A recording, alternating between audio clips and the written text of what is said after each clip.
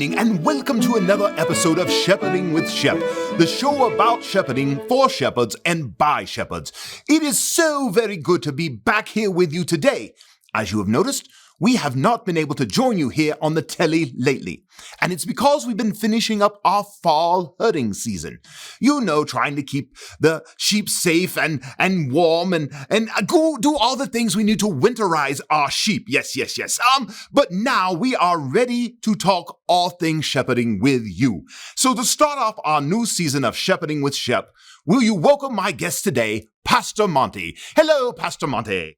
Hey, Shep, how are you? It's always good to be with you and get to talk shepherding. Yes, it's always a pleasure to have you on too, Pastor Monty. Now, to all our fans out there, I hope you will remember that before our break, we were talking about how to best use our free time during the fall herding season. And that's why I brought you, Pastor Monty. Okay, I have to admit, I didn't see that show, Shep, so I'm not exactly sure what you're talking about. So I'm willing to help, but I'm not sure how much help I'm going to be, really. Oh, that's nonsense. You, in fact, are the only person who can help me out. So listen, Okay. On our last episode, we shared that we had our viewers share as well some good ideas to help pass the time out in the fields when we're not supposed to be on guard. Life hacks for the herding time, you will. Okay, this sounds like a great show. I'm sorry I missed it, but tell me, what are some of the ideas that you and your viewers came up with? Well, we came up with some ideas like we could practice howling or recite poetry or learn to dance. Yes, that was very good. Or some said to catch up on sleep or even study the Bible. Oh, I really like that last one, Shep. And I knew you would. That's why I invited you here today, Pastor Monty, because I decided to use all my free time to read the Bible. That's great, Shep. Is there anything you learned? Yes, I learned all sorts of things about Adam and Eve and sin and Noah and his ark and Moses and the children of Israel, but there's something I need help with. Oh, really? What do you need help with, Shep? Well, I'm pretty sure I found a commandment that does not apply to me. What do you mean a commandment doesn't apply to you, Shep? Well, I was reading Matthew and Jesus said something like this. Okay. You've heard it said you should love your neighbors and hate your enemies. But I say you should love your enemies and pray for those who persecute you. Well, that's right. That's in Matthew. We call it this part of the Sermon on the Mount, where Jesus is teaching how his people should act in the world. Yes. So what part really doesn't apply to you and why? Well, the only enemy I have, Pastor Monty, is that wily old wolf who comes around to terrorize my sheep.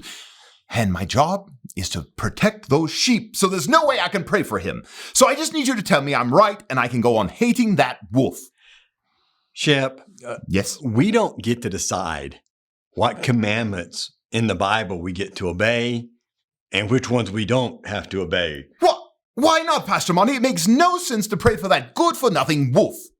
Well, these are God's instructions for us. Yes. And when we hate someone, it goes against how God treats us as people. Okay. It prevents us from telling them about Jesus and God's love. It also causes us to catch one of the worst diseases ever. Oh, no. What is And that? That's called bitterness. Oh. But So I that's don't why- understand. Well, I Why would understand. Jesus ask us to do something so hard? And you know what? I ask around. No one else prays for their enemies. Well, that's probably true.